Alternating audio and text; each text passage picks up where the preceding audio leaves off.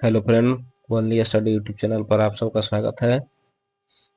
आज डेट है 23 मार्च 2025 और आज हम लोग देखने वाले हैं 10 मोस्ट इम्पोर्टेंट क्वेश्चन और 3 PYQ एंशियंट हिस्ट्री से। तो देर न करते हुए स्टार्ट करते हैं। आज का हमारा पहला क्वेश्चन है,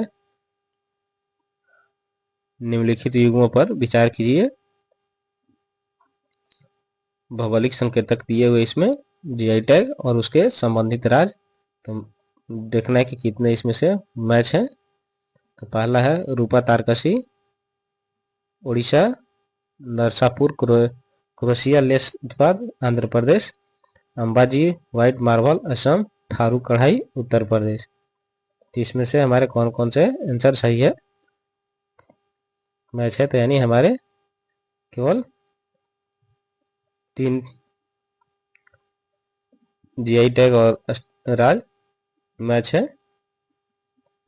जिसमें केवल अंबाजी व्हाइट मार्बल असम में ना होकर यह हमारा किस राज्य में है, गुजरात में स्थित है। तो ये हर बार क्वेश्चन में ईपीपीसीएस और आरओ के एग्जाम में पूछा जाता है। नेक्स्ट हमारा क्वेश्चन, प्रधानमंत्री अनुसूचित जाति अभ्युदय योजना का मुख्य उद्देश्य क्या है। पहला ऑप्शन है अनुसूचित जाति के समुदायों के बीच उद्यमिता को बढ़ाना, इंटरप्रेन्योरशिप को बढ़ाना। सेकंड है अनुसूचित जाति के लोगों में साक्षरता दर में वृद्धि करना और गरीबी को कम करना। नेक्स्ट स्टेटमेंट है अनुसूचित जाति की महिलाओं के लिए निःशुल्क गैस सिलेंडर प्रदान करना। ऑप्शन 4 है देश में सभी वर्गों के शैक्षणिक विकास को बढ़ावा देना। तो इसका करेक्ट आंसर है हमारा आंसर ऑप्शन बी, अनुसूचित जाति के लोगों को साक्षरता दर में वृद्धि करना और गरीबी को कम करना। इसके साथ साथ इसमें उद्देश्यों में शैक्षणिक संस्थानों में एससी समुदाय के जो छात्रों का है नामांकन को बढ़ाना है, यानी शेड्यूल कास्ट के छात्रों के नामांकन को बढ़ाना है। यह एक केंद्र प्रायोजित योजना है जो सामाजिक न्याय और अधिकारिता मंत्रालय के अधीन आता है। इसमें विभिन्न राज्यों में आवासीय छात्रावासों का निर्माण करने का कार्य सामाजिक न्याय और अधिकारिता मंत्रालय करती है। नेक्स्ट है यही अनुसूचित जाति के बहुत ग्रामों को मॉडल समुदायों अर्थात आदर्श ग्राम के रूप में विकसित करना है। इसमें एक क्वेश्चन आता है एंग्लो इंडियन जो समुदाय हमारे इंडिया का, उसको कौन सी कमीशन देखती है। तो इसका आंसर आप लोग बताएंगे। नेक्स्ट है हमारा क्वेश्चन, परंपरागत लोकमंच भावाई किस क्षेत्र की विशेष रंगमंच शैली है। तो हमारे ऑप्शन है गुजरात के कच्छ और काठियावाड़ क्षेत्र, दूसरा ऑप्शन है बिहार के पश्चिमी क्षेत्र, तीसरा ऑप्शन है उत्तर प्रदेश का वाराणसी क्षेत्र, हमारा लास्ट ऑप्शन है मध्य प्रदेश का ग्वालियर क्षेत्र। तो रंगमंच भवाई किस क्षेत्र की विशेष रंगमंच शैली है। तो यह है गुजरात के कच्छ और काठियावाड़ क्षेत्र की। इसके साथ साथ इसकी प्रतिष्ठा राजस्थान के क्षेत्रों में भी मिलती है, जिसका एक महत्वपूर्ण नृत्यांगना है राजस्थान में कृष्णा व्यास।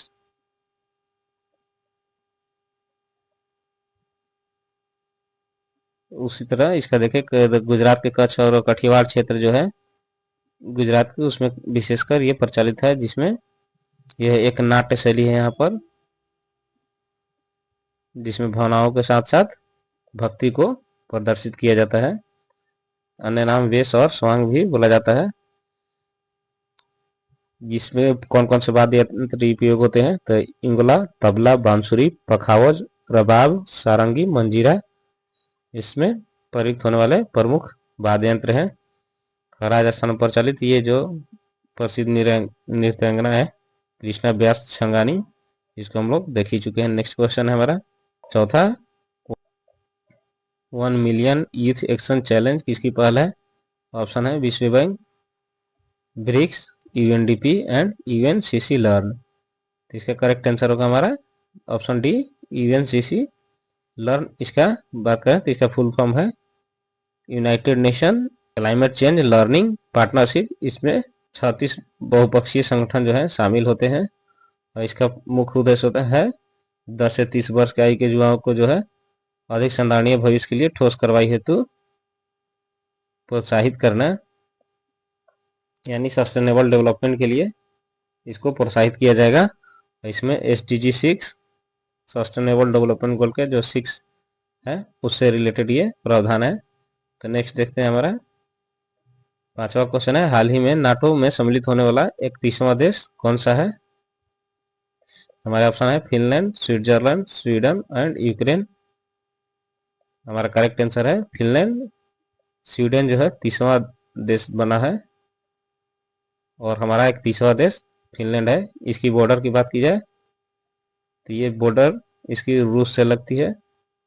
वो नाटो देश जिनकी बॉर्डर रूस से लगती है उसमें कौन कौन से देश आते हैं हमारे? तो है फिनलैंड, पोलैंड, नॉर्वे, लातविया और एस्टोनिया, जिनकी जो बाउंड्री है ये रूस से लगती है। अभी रूस और यूक्रेन के बीच में इसी मुद्दे को लेकर संघर्ष चल रहा है कि यूक्रेन जो है वो नाटो को ज्वाइन करने वाला है, जिसको लेकर रूस अपना एग्रेशन शो कर रहा है।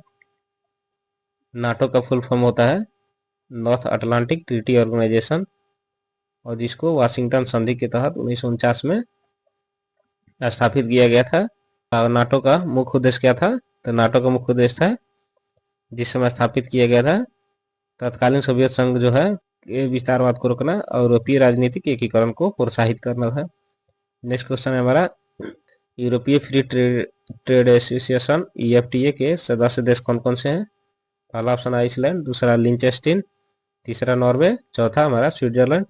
सही विकल्प चुनना है, केवल एक सही है, केवल दो, केवल तीन सही है और या चारों सही है। तो इसका ऑप्शन सही है, हमारा राइट आंसर है ऑप्शन 4, यानी सभी सही है। यूरोपियन फ्री ट्रेड एसोसिएशन के सदस्य देशों में आइसलैंड, लिंचेस्टीन, नॉर्वे, स्विट्जरलैंड आता है। ये चारों देश यूरोपियन यूनियन के सदस्य देश नहीं है।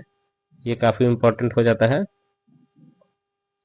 क्योंकि इस तरह के क्वेश्चन पूछे जा सकते हैं कि जो EFTA के मेंबर कंट्री है क्या ये यूरोपियन यूनियन के सदस्य हैं, क्योंकि यूरोप से रिलेटेड कंट्री है तो इसलिए क्वेश्चन पूछे जा सकते हैं। अब इसकी स्थापना के समय कौन कौन से देश थे इसके सदस्य? तो Austria, Denmark, Great Britain, Norway, पुर्तगाल, स्वीडन और स्विट्जरलैंड इसके संस्थापक देश रहे हैं। और इसका स्थापना हुआ था स्टॉकहोम कन्वेंशन 1960 के द्वारा। हाल ही में भारत के साथ इसके फ्री ट्रेड एग्रीमेंट की दिशा में कदम बढ़ाया है। इंडिया के लिए काफी महत्वपूर्ण फ्री ट्रेड एग्रीमेंट होने वाले हैं क्योंकि इनके पास जो है मिनरल्स की काफी अच्छी मात्रा पाई जाती है। नेक्स्ट क्वेश्चन है हमारा, PM सूर्य घर मुफ्त बिजली योजना क्या है? तो इसके स्टेटमेंट कौन कौन से हैं पहले देख लेते हैं। यह वित्तीय सहायता मुहैया कराता है जिससे एक निश्चित बिजली की प्राप्ति विद्युत विभाग द्वारा की जा सके। स्टेटमेंट 2 है, इस योजना के तहत सब्सिडी संरचना में आवासीय RTS के लिए केंद्रीय वित्तीय सहायता शामिल है। स्टेटमेंट 3 है, इस योजना का प्राथमिक उद्देश्य छत पर सौर प्रणाली या रूफटॉप सोलर सिस्टम का स्थापना की सुविधा प्रदान करेगी सरकार। स्टेटमेंट 4 है, देश भर में 1 करोड़ घरों के लिए प्रति माह 300 यूनिट तक मुफ्त बिजली प्रदान करना है। तो हमारे सही विकल्प का चुनाव करना है। कितना स्टेटमेंट इसमें से सही है? केवल एक सही है, केवल दो सही है, केवल तीन स्टेटमेंट सही है या चारों सही है? इसका सही आंसर है केवल 3, यानी इसके केवल 3 स्टेटमेंट ही सही है। एक जो स्टेटमेंट है पहला ये गलत है, ये विद्युत विभाग के अंदर नहीं, ये आता है नवीकरणीय ऊर्जा मंत्रालय के अधीन। नेक्स्ट हमारा क्वेश्चन, मिलान करनी है इसको, यानी रचना है और इनके रचयिता है कौन कौन सी बुक दी हुई है और उससे मैचिंग रचयिता कौन सा है। मुद्रा राक्षस के रचयिता है विशाख दत्त, रत्नावली के हैं हर्षवर्धन, सारीपुत्र प्रकरण के अश्व घोष, अमरीश कटिकम के हैं शूद्रक। इसका कौन सा सही विकल्प है इसका चुनाव करना। सभी रचना और रचनाकार सही सुमेलित है, केवल 3 सही सुमेलित है, केवल 1 सही सुमेलित है और केवल 2 सही सुमेलित है। इसका क्या आंसर होगा? इसके सभी रचनाकार सही सुमेलित है, यानी मुद्राक्षर के रचयिता विशाख दत्त है। रत्नावली के हर्षवर्धन, हर्षवर्धन एक बहुत बड़ा राजा था, उसकी रचना थी रत्नावली, वो काफी फेमस है। सारीपुत प्रकरण को लिखा था अश्वघोष ने। अमरीश कटिकम के रचयिता है सुदरक, ये काफी इंपॉर्टेंट रचना है और इसका रचयिता इसको काफी अच्छे से याद कर लेना होगा, क्योंकि इसमें से जो RO के एग्जाम है और यूपीएससी के, उसमें डायरेक्ट ये क्वेश्चन पूछे जाते हैं। नेक्स्ट क्वेश्चन है हमारा 9वां नंबर, महावीर चरित रचना का संबंध कौन से कथन सही है? पहला स्टेटमेंट है रामा के द्वारा रावण वध के बारे में है। नेक्स्ट स्टेटमेंट है राम के वनगमन के बारे में, चारित्रिक विशेषता को उनका दर्शाता है। और स्टेटमेंट 3 है राम के आरंभिक जीवन को दर्शाती है, जिसमें रचना भभूति ने की है। नेक्स्ट स्टेटमेंट है यह राम और लक्ष्मण के बीच वीरता के गुणों को वर्णन करती है, जिसकी रचना कालिदास ने की है। तो उपरोक्त में से कौन सा कथन सही है या सही है? ये काफी इजी क्वेश्चन हो जाता है अगर आपको महावीर चरित रचनाकार केवल पता हो। प्रथम स्टेटमेंट है कथन 1 सही है, दूसरा है ऑप्शन कथन 2, कथन 3 और लास्ट ऑप्शन है कथन 4। इसका सही आंसर है कथन 3, राम के आरंभिक जीवन को दर्शाती है, जिसकी रचना भभूति ने की थी। नेक्स्ट हमारा है क्वेश्चन नंबर 10, 20पंथी, 13पंथी और तारणपंथी किस संप्रदाय के उप संप्रदाय है? ये है दिगंबर जैन का, श्वेतांबर जैन का, महायान बौद्ध का और हीनयान बौद्ध का। इसका करेक्ट आंसर है हमारा दिगंबर जैन। जैन धर्म के संप्रदाय दिगंबर जैन का ये 3 उप संप्रदाय है। ये काफी इंपॉर्टेंट हो जाता है, क्योंकि हिस्ट्री में क्वेश्चन इस तरह के यूपीएससी और ईपीपीसीएस में भी पूछे जाते हैं। क्योंकि हिस्ट्री के लेवल अच्छी होती है यूपीपीसीएस में, इस रिगार्डिंग ऐसी क्वेश्चन को डाला गया है, जो बहुत कम जगह देखने को मिलती है। ऐसे क्वेश्चन प्रैक्टिस सेट में डाले जाते हो। ठीक है, मिलते हैं नेक्स्ट वीडियो में। अगर कोई डाउट आती है तो आप लोग कमेंट बॉक्स में अपनी डाउट को मेंशन कर सकते हैं। अगर वीडियो अच्छी लगती है तो इसको लाइक, शेयर एंड सब्सक्राइब जरूर करें। Thank you very much.